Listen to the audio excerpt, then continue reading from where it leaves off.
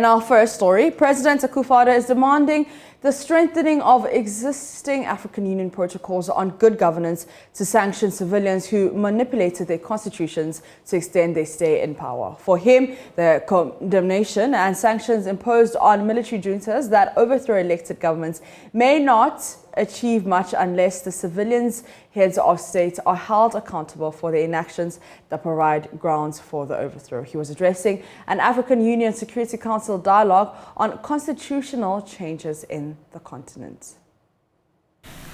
The reappearance of coups in Africa, in all its forms and manifestations, must be condemned by all, since it seriously undermines our collective bid to rid the continent of the menace of instability and unconstitutional changes in government, as currently defined by the frameworks enshrined in the Lomé Declaration, the Africa Charter on Democracy, Elections and Governance, and other important regional and continental instruments. Unconstitutional regime changes retard a country's growth. As much as the drivers are largely domestic, the international dimension cannot be overlooked. Foreign involvement in fomenting unconstitutional changes, often in favor of repressive governments, foreign economic interests, and other would-be geopolitical benefits, are contributory factors. Some foreign entities regard coups in Africa as a means of enhancing their regional ambitions. As such, they engage in all sorts of disinformation campaigns in a bid to disparage the authority of democratically elected governments and instigate opposition protests against incumbents. In implementing existing continental and regional instruments and protocols, defaulting member states are condemned and suspended from the activities of continental and regional bodies, and individual coup makers are sanctioned. However, the reality is these sanctions have not been applied uniformly. While we're quick to sanction military coup leaders, civilians who achieve similar ends via the manipulation of constitutions to remain in power, for example, go without sanctions, although their actions are clearly prohibited in our legal instruments. This means that the existing frameworks need to be strengthened to capture such infractions. Dr. Adam Bona is a security analyst and he joins me live via Zoom. Now, thank you so much for your time, sir. Yes, thank you very much and thank you for having me. You've heard what the president said. What are your thoughts on this? Well, good morning to your viewers. For me, I think leaders would have to go beyond the beautiful, flowery speeches and the rhetorics, and probably put in more measures that will stop civilian, elected and, government. So individuals who are elected by, citizens manipulating, like you said, to borrow from the president and entrenching themselves, in power. And I want to believe that whilst he was making that statement, Alassane Ouattara, who is a closed-door neighbor, is moved around with Alassane Ouattara. Our president has moved around with Alassane Ouattara to some of this coup-infested countries like Mali, Burkina, and the rest. Meanwhile, Alassane Ouattara is guilty of the same offense our president spoke about. And so as far as I'm concerned, our leaders, including our president, should go beyond statements like this and probably take more action. This is what I would say. Now, do you think that the West is taking advantage of the weak protocols on good governance to destabilize the continent? Obviously. I mean, the more united we are, as a continent, the more difficult it is going to be for the West to take advantage of us. But as we speak, you understand we struck a partnership with Cote d'Ivoire, as the two leading producers of cocoa. What happened? Cote d'Ivoire went out of its own you started doing other things. And so the more disunited we are, the more prosperous the West becomes. And so why would they want to see a stable continent or a stable Africa or a stable subcontinent, West Africa?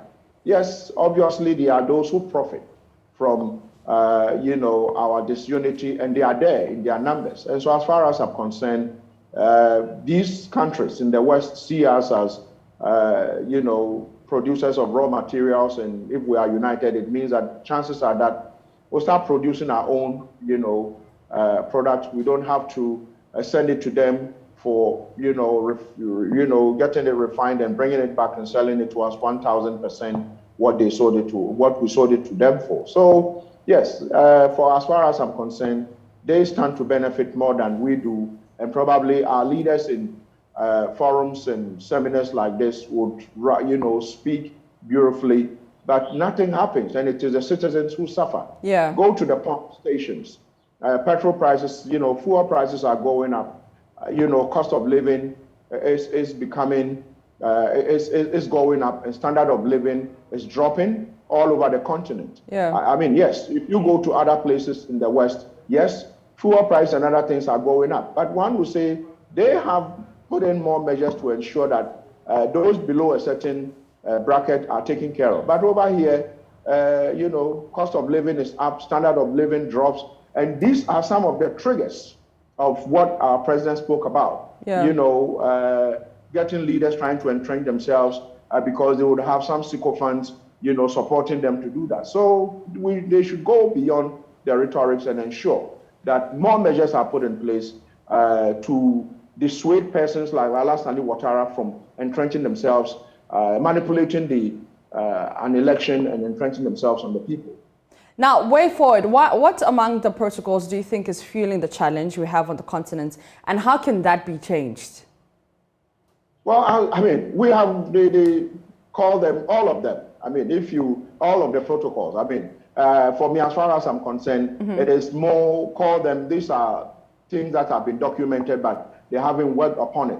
And so as far as I'm concerned, which of them am I going to mention? I would say that they should have a holistic, a review of the entire protocol and ensure that if it has to be 2 terms for every leader in the continent or in the sub-region, West Africa, let's do it that way. Instead of the sanctions and saying that once you manipulate, you are saying to have manipulated individuals who are involved, are sanctioned. The sanctions are not working. And so as far as I'm concerned, it is the entire protocol, because as a citizen of Ghana, it is difficult for me to travel to an African country than to travel to Europe. And so as far as I'm concerned, the entire AU thing, the entire ECOWAS thing, the entire continent, we need a holistic review. And it shouldn't be done when they meet at some of these hotels. But citizens should be involved in whatever actions they take, because our leaders are, they are so disconnected from the people. They don't feel what we feel.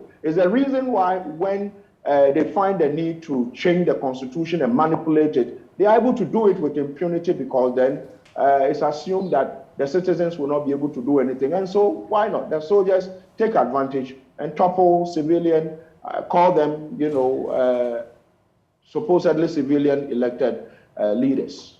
Okay, so you say the African leaders are disconnected. They should call on somewhat civilian leaders. But what should the African leaders be doing following the president's call?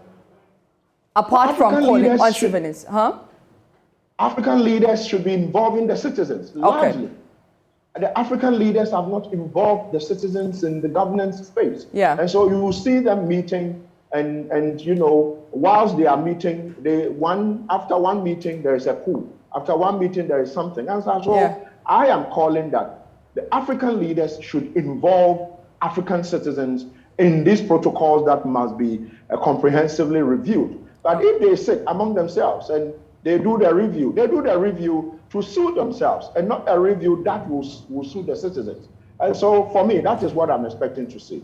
All right, Dr. Adam Bona, thank you so much for your time. And he is a security analyst and who's been giving his thoughts on what the president had to say. Let's still stay with the president, because President Akufo-Addo has admitted the country is currently facing tough economic times. Now, the Ghana cedi continues to depreciate against major trading currencies and has been ranked the worst performing currency among top African currencies. Meanwhile, fuel prices continue to rise as a result of the weak cedi. But President Akufo-Addo says he's optimistic of a timely recovery. He spoke during an interaction with a delegation from Nigeria's FNB Bank at the Jubilee House. The difficulties that all of us are going through now are not things that we need to have to emphasize and reiterate. It's obvious. And the source of it is also something that all of us know. It's having a differing impacts on the different economies and countries. But the root causes of it are well known. And there are matters that we have to also resolve together. I believe that at the end of the day, it is this cooperation across borders in our regions that will give us the strongest base in which to deal with the problems that have emerged in these last 2 years. The president also noted the banking sector cleanup has left a resilient banking sector to support economic growth. Now, this comment comes at a time when rating agency Fitch has downgraded 2 leading local banks. To find a strong financial system, I'm sure you must have followed the efforts that my government did to try and strengthen, sanitize and clean up the financial sector here in Ghana. When we came into office, the financial sector was in considerable difficulties.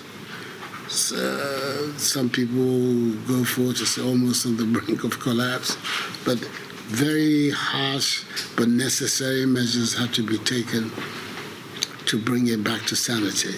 I think that today we are satisfied that the financial and banking system is on much stronger foundations in Ghana today than it was 5, 6, 7, 8 years ago. And that gives us a lot of hope that the means for financing the development of our country is nearer at hand than it has ever been in our history.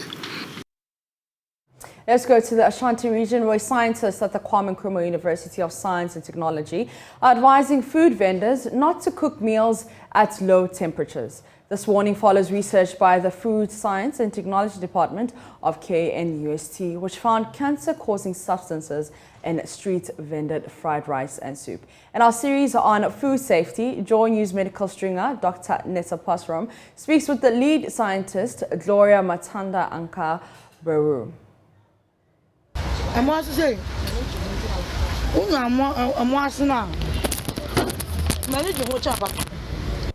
Do you relish burnt foods? Hi there, my canzo lovers. Benzopyrene and dibenzanthracene are the most potent cancer-causing substances formed through food burning. Pyrene are precursors of benzoapyrene, and benzoapyrene is the most potent carcinogen amongst the polyaromatic hydrocarbons. Benzoapyrene is the most potent. So most of our cancer problems that we have is coming as a result of the benzoapyrene. The researchers sought to identify the presence of these substances in street-vended fried rice and chicken.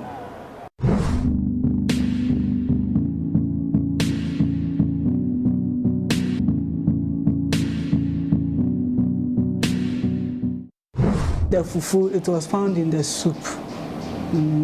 The soup, because we use the dry fish, what's it called? So smoked fish. In the smoking of the fish, the processes, there is burning, introduction of these pyrenes. As they begin to char, they get pyrolyzed and they form pyrenes. Yeah. that we also found. Sometimes the fried chicken that we see in the fried rice, the chicken itself contained the benzoylpyrene as well as its precursor, the pyrene. And some of the rice, as they stir fry, you see that there's some burning processes that goes on. So all those things contributed to the presence of pyrenes in the food that we examined. For benzopyrene and dibenzanthracene, the recommendation is to prepare food on medium to low heat to prevent charring. Reporting for Joy News, Dr. Netta Pasram. In the Central Region, the Ghana Water Company is asking residents there to help apprehend thieves that steal the company-installed equipment. According to the company, the water meters, meter valves and slabs that support the supply of water to the various parts of the region are consistently being stolen, making the operations of the company very difficult. Communications manager of the company for the Western and Central regions, Nana Yao Brahima Bani, made the appeal when one of the thieves was apprehended in a rain. Richard Kojanyako has more in the following report. People steal our water meters. They steal the metal slabs on some of our valve chambers. On the 6th of March, that's the Independence Day, we got information that a gentleman called Samuel Mensah has stolen one of our slabs covering a valve chamber at Ankafo. Fortunately for us, the people within the community saw him and arrested him, and they informed us about what had happened.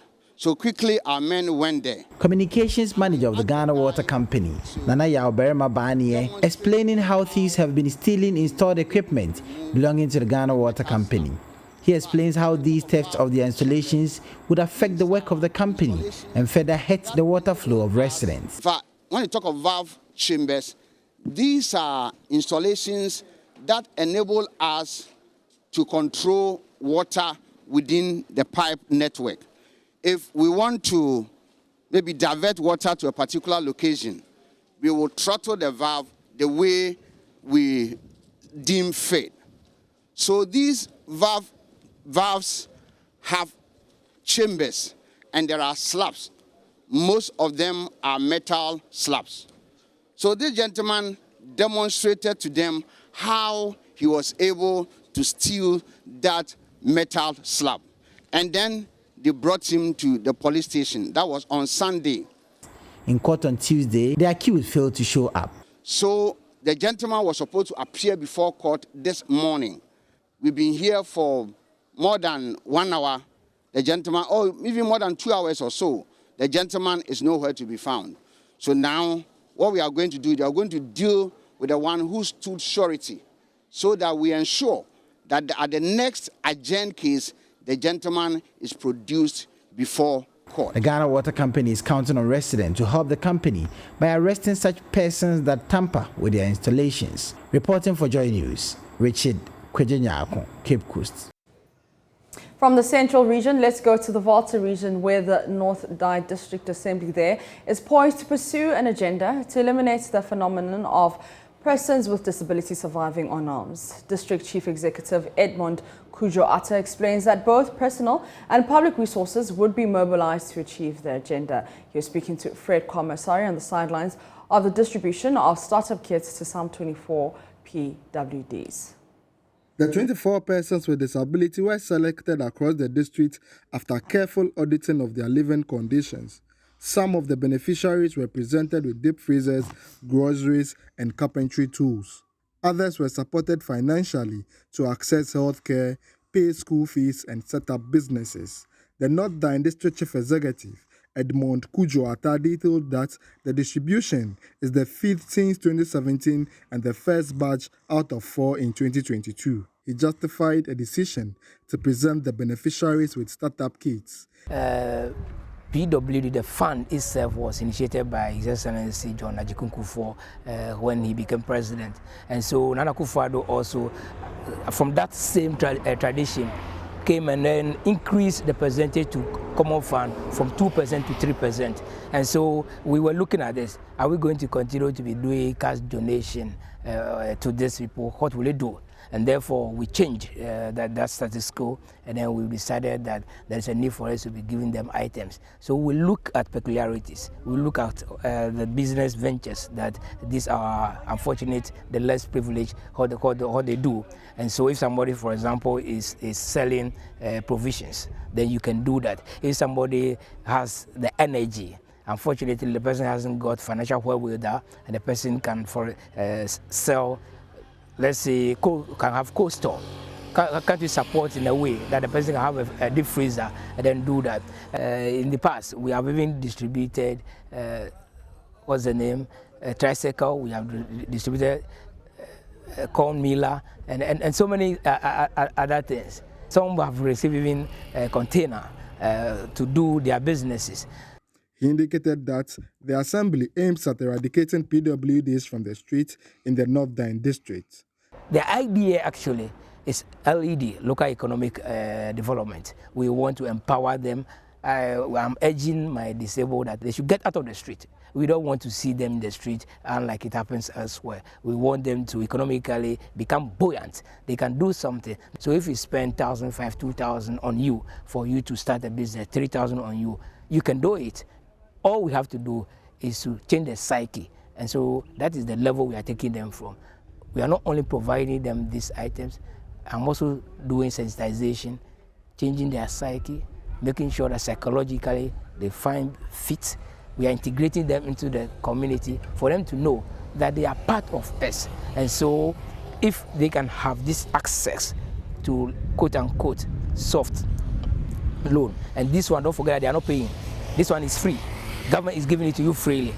The only caveat is that make use of it, and then others will also benefit. Why not? And I believe that, seriously speaking, for the past 5 years, we have affected a lot of lives, and people are happy about it. Fred Kwame Asari, Joy News, and Fuegan. You're still watching Joy News Desk with me, Mapito Sibidi. We're going to take a quick breather. We'll be back with more.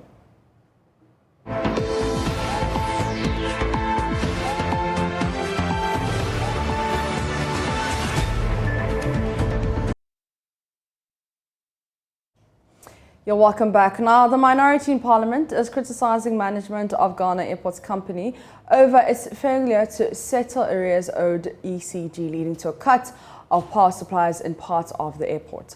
Ranking member on the Roads Committee, Kwame Abuja, accused the management of misplaced priority, arguing that monies used for the purchase of the Christmas could have been channeled into paying the debts owed ECG. He also indicated that the committee will summon the minister to House over the current situation. My brother, if this information turns out to be true, and I have no reason to believe it's not true, that the airport company owes about 40 million Ghana cedi to electricity company. Electricity company, as we all know, is struggling because it's not government alone that is producing power. Other people borrow money, IPPs produce power. So we need to pay them to be able to continue fueling that is in our interest. Ghana Airport Company has come up in the news recently for various reasons. And I expect that if they consume power, they should be able to pay. If they are not able to pay, and to the extent that power has been taken off from at least the administrative building, I want to just thank Ghana Airport Company for at least the electricity company for not shutting down the whole thing, because that would have been a global problem if the whole airport is shut. Yeah, exactly. Right. So at least I commend them for being humane in the way they did it. But I expect Ghana Airport Company to be more diligent in the way they manage things. If you do not have enough money to pay electricity bill, what the hell were we seeing Christmas trees costing about 100,000 cedis at the terminal building? It's completely unnecessary. It's a misplaced of priorities. Totally a misplaced priority. It just tells you that both management and board ought to do better in terms of prioritizing their expenditure in these times of hardship. And I'm so appalled and angry about this. You need to pay Ghana Electricity Company, even if you can't pay all of it. Every penny you find that can be disbursed of properly, go into things that we say, even if you can't pay off the 40 million, at least 100,000 can do something. At least go and give that 100,000. What would there have been a slowing of business at the airport if there was no Christmas tree? And then people were justifying that, the board chairman, everybody was justifying that they've only been doing. In fact, if you've been buying Christmas tree every Christmas since independence, this last year's Christmas should have told you that we are in a different Christmas, so you need to prioritize what you pay for. And I'm so appalled, and I think my committee, together with the chairman, we're going to see how we can call the Ghana Airport Company.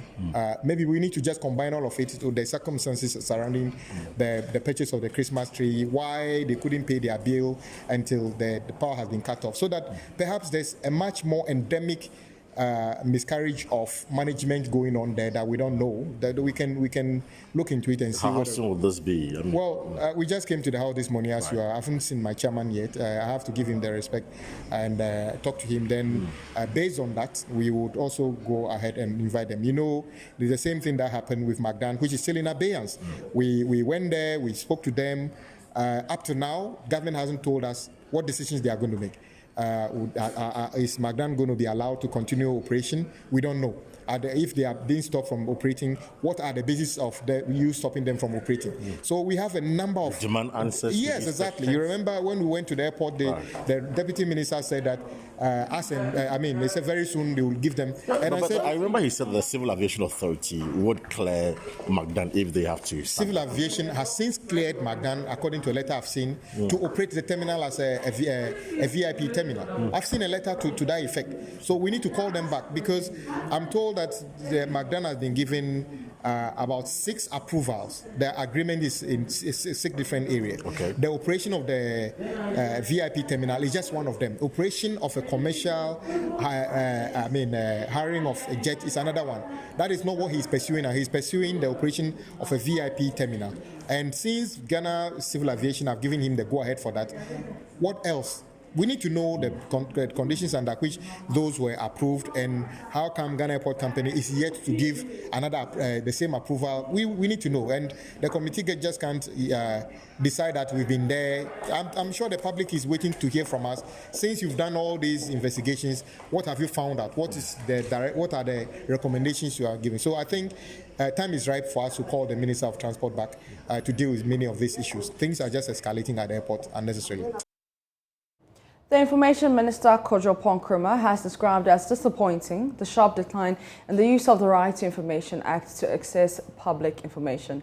According to him, only 10 applications have been received this year, which he says is in sharp contrast with the average number of 32 recorded quarterly since the passage of the bill. Answering a question on the floor of the House, the MP charged the media to resort to the use of the RTI Act instead of speculations. Mr. Speaker, for the year 2020, 72 of the applications were granted, 6 were rejected, 3 were transferred, 3 were referred, 1 was deferred.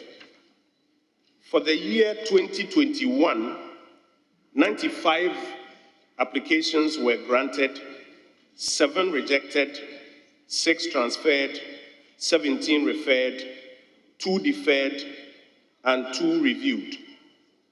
And for the year 2022 so far, out of the 10 that have been received, 8 have already been granted, 1 has been rejected, and 1 has been referred to the appropriate ministry, department, or agency to respond to it. Thank you, Mr. Speaker. Mr. Speaker, a careful look at the responses given by the Minister of Information would show that in 2020, an average of 22 requests were made in every quarter. In 2021, the figures show that an average of 32 requests were made in each quarter. In 2022, we are almost about finishing the first quarter of 2022, but so far we've had only 10 requests. it shows some form of reduction in activism or an attempt to make requests to the RTI Commission. Do you have any reasons, or would you be able to tell us what may account for that reduction when you do the year-on-year comparison? Of RTI implementation in other jurisdictions shows that in the very first year, you have attempts to test the system. And so often in the very first year, you have a very high number of applications. And this dwindles sometimes over the period. That may explain why in the very first quarter of implementation, there was such a high request. But Mr. Speaker, I agree with my colleague on the other side that for all the amount of money that has been spent, all the hours of executive and parliamentary time has been spent in legislating on the RTI, it's a bit disappointing that even in subsequent years, these are the very few numbers of requests that have come through. We on our part consider we need to do a lot of public education and advocacy to get a lot more people aware that the RTI Act is in full operation.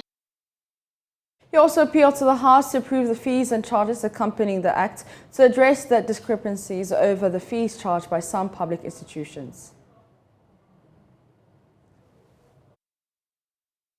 This schedule that will spell out the applicable fees and charges. For that reason, majority of the grants that have been done have been on gratis basis at no cost to the applicant. A good number of them have been between about 1 cedi, 2 cedi for the reproduction, per page for the reproduction. Admittedly, there's been, I think, 1 or 2 instances in which some very high figures were proposed by the agencies, and the applicants quickly resorted to the RTI Commission, and the Commission ruled that those figures were a bit high and actually recommended the right figures.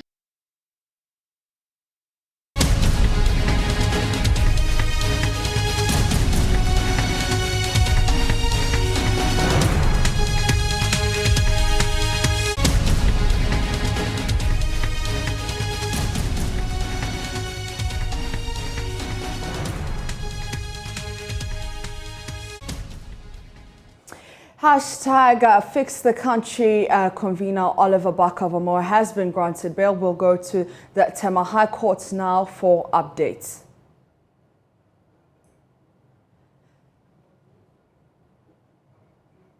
So Samuel Kojo Brace joins me via phone. Samuel, what can we report from the Tema High Court?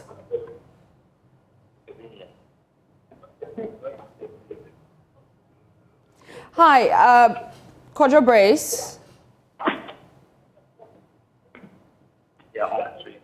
Okay, so Kojo Brace is at the Tema High Court. We understand that Barker-Vormawor has been granted bail after 33 days in detention. And let's hear what our correspondent has to say and give us updates. Are they on still? Okay. Yeah. Yeah, Kojo, can you hear me? Oh, yes, I can hear you now. All right, so please tell us what's happening at the Tema High Court. What's happening now is that the Tema High Court has granted Oliver Barker-Vormawor the bail that his lawyers were asking for. Now, the judge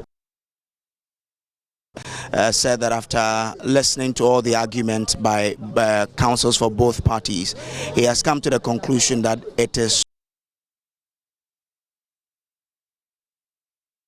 He cited several sources, like the case involving the Supreme Court judgment that made all cases bailable in Ghana. He said that the argument of Barker-Vormawor being flight risk cannot be upheld because his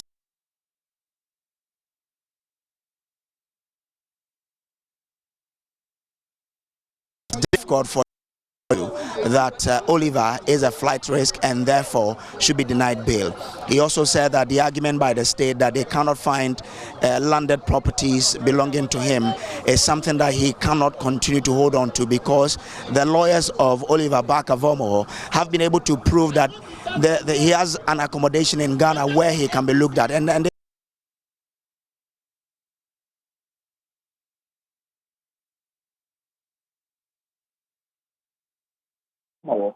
and that will make it difficult for anyone to argue that he will not avail himself even he should stand trial. Now, the judge said that for someone to be denied bail, it should be that he is someone that would not be standing trial. But since it's been proved that Oliver Barker-Vormawor would avail himself if he is caught to stand trial, then of course his bail should be granted. So he was granted a bail of 2 million cedis for two shorties, one of whom should provide documents to his landed property within the jurisdiction of the court. I mean, the premises of the court was calm in the morning when we arrived.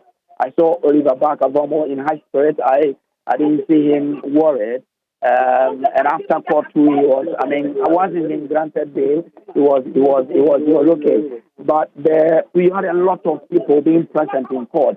A majority members of his Take the Country movement were in court this morning to solidarize with Oliver.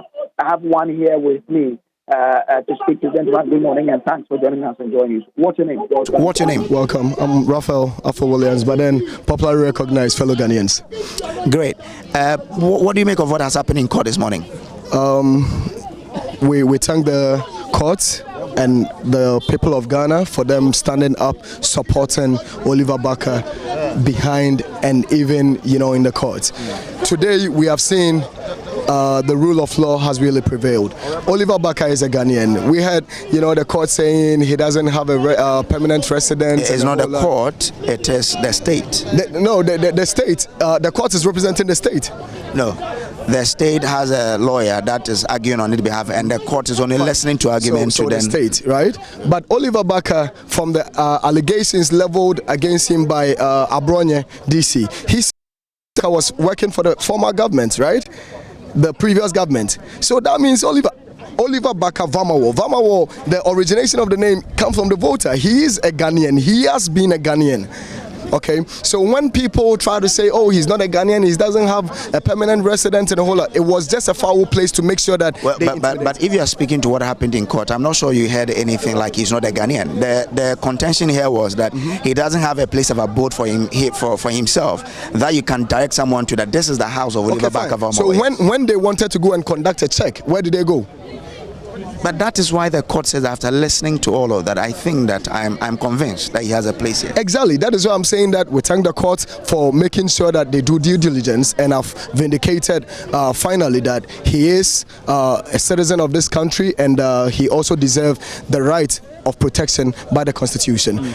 You heard the judge pronounce in courtroom that he feels he has to make this pronouncement that no matter what the issue is, coup is not the option, and that we've been charged to protect the Constitution of this country, and therefore he would, and all of us, to slow down on pronouncement on coup, because no matter what it is, coup is not an option. What do you say to that? Exactly, that's what it is, because whatever that is going on in Ukraine and Russia right now, okay, we even sitting back, we are not happy about it.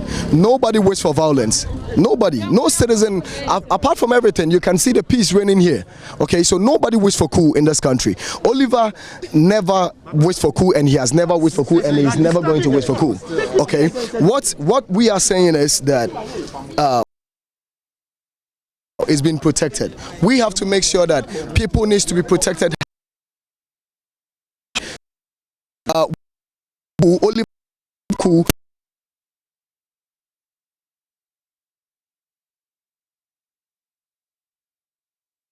Country that we have been denied of will be given to us basically because even Akufo-Addo himself once said, okay, he made emphasis in 2016 with regards to Arab Spring, isn't it? Mm-hmm. Okay, what was Arab Spring about? Arab Spring was about a youth who was frustrated, set himself ablaze, he burned himself to death, which sparked the people of his country, the youth of his country, to rise up and fight, isn't it? Was it an incitement or not? That the youth of this country should rise up, or else Arab Spring can happen in this country. Akufo-Addo once said, "All die be die." Was it an incitement or not? No, don't try to stop me. Don't try to stop me. These are all comments made by people who don't deserve to be making such comments. Yet they made them, and they were freed. Okay, nothing. That is not to say.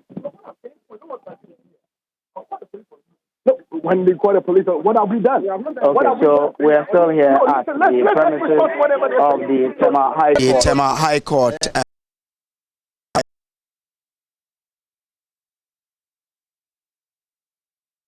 Movement has been granted bail by the Tema High Court this morning. The presiding judge, His Lordship Daniel Mensah, said that all the argument that he's listened to, it doesn't say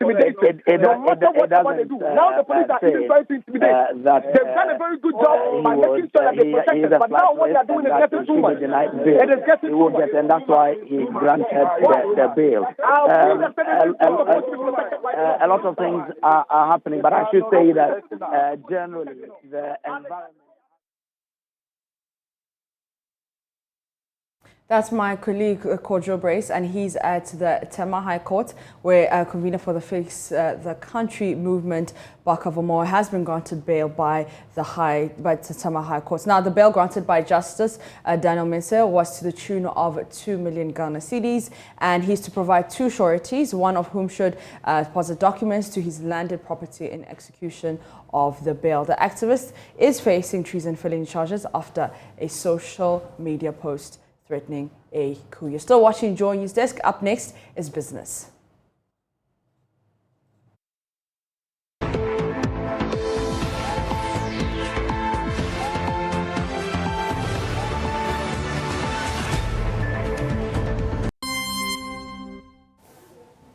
Hello, welcome to business. My name is Daryl Kwao. The Ghana Ports and Harbours Authority has commissioned a newly constructed transit cargo track park at the Ghana-Burkina Faso border at Paga in the Upper East region. The 30,000 square meter facility was constructed at the cost of 18 million Ghana cedis to ensure smooth operations for cargo tracks, improve trade, and facilitate easier revenue mobilization. Correspondent Albert Sori has more.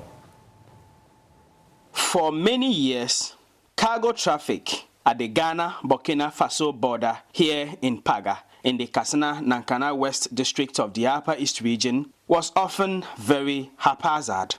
Coupled with the bad nature of the road, it sometimes became very dusty and chaotic in this area, making road users and even border security officials very uncomfortable. The situation got so bad that the residents here embarked on several demonstrations to try and get a solution. Chief Revenue Officer and Sector Commander for the Customs Division of the Ghana Revenue Authority at the Paga border, Samuel Owusu, recounts. The undulated nature of the park. In the rainy season, the muddy situation that the park actually presents makes work very difficult for my people. In the dry season, they are overwhelmed with dust all over their bodies. And the vehicles that try to enter through the entrance, some of them falling off. The demonstrations that are normally staged by the transport owners and their drivers, which normally bring work to a halt. About 2 years ago, construction began on a new transit cargo track park aimed at addressing these problems at the Paga border. The 30,165 square meter park was constructed by the Ghana Ports and Harbours Authority in partnership with the Customs Division of the Ghana Revenue Authority. It is hoped that the facility, which has now been commissioned, will also facilitate trade and enhance revenue mobilization for the country. Michael Loje is Director General of the Ghana Ports and Harbours Authority. Because the ports are not just what is in Tema and Takrady, every road that links to the port, every corridor that maritime transport passes through or cargo flows through is part and parcel of the port. If the ports are excellent and the road is bad, cargo cannot flow in and out. That is part of the effort that has resulted in the investment that has been done in this particular facility. Board Chairman of the Ghana Ports and Harbours Authority, Isaac Osei, said the new cargo track park emphasizes government's commitment to create a conducive environment for inter-country trade relations. GPHA, as a public sector authority, has a duty to assist in ensuring the realization of our government's vision. And this is why this truck park has been built to facilitate the smooth flow of cargo. But the truth is that it's not just about cargo. It is also about people. It's about the relationships that we establish amongst the people who live on either side of the border. The facilities which have been provided here is telling us that we are really talking about the mutual cooperation between our people. District Chief Executive for the Katsina-Nankana West District, Gerard Atauje, said the new transit cargo park will help eliminate the situation where cargo trucks were often forced to park on the shoulders of the Paga roads, thereby putting pressure on the roads. For Joy News, Albert Sori, reporting from Paga. And that's your business update. Sports is coming up next. Darkness all over the country. First, it was at the international airport, and now it is at the Accra Sports Stadium. Muftau is here to tell us what exactly is happening. Lights off, power cuts. Darkness all over the country. Darkness all over the country. Do I look dark?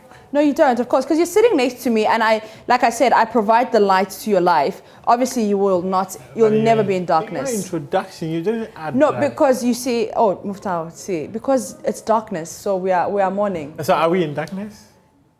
If I am around, anywhere I am, I provide, there's light. You provide light. Sharp. Yeah, so the Accra Sports Stadium, they do not have light. Yesterday, I was at the stadium from, say, 1:30 p.m. And that was around the same time the Electricity Company of Ghana came to the Accra Sports Stadium to cut power to the facility. They owe over 508,000 Ghana cedis. Oh, and wow. now ECG says that the managers of the facility must pay up to 1/4 of what they owe the ECG before they connect power back to the Accra Sports Stadium. What this currently means is that if you're someone who wants to use the Accra Sports Stadium, you need to use generator. Most often, when matches are played at the facility, already you use generator because you cannot rely on the national grid to provide you power for matches under floodlights. So you always have to buy fuel to power the generator.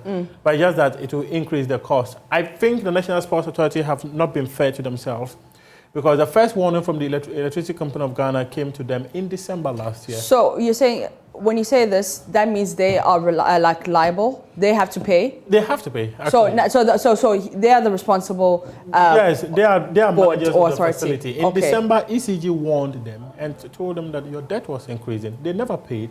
Now it has shot up to 508,000 Ghana cedis. I remember somewhere 2018, 2019, the entire place was in darkness. It took the Deputy Director General, who was acting then, to go and speak to the Ministry of Youth and Sports to help them pay part of their bills. The Ministry of Youth and Sport under Isaac Siama did that. And here we are again, 2 years down the line, the place is back to darkness. So what's happening? Where are the funds? Why are we not able to pay? I don't understand.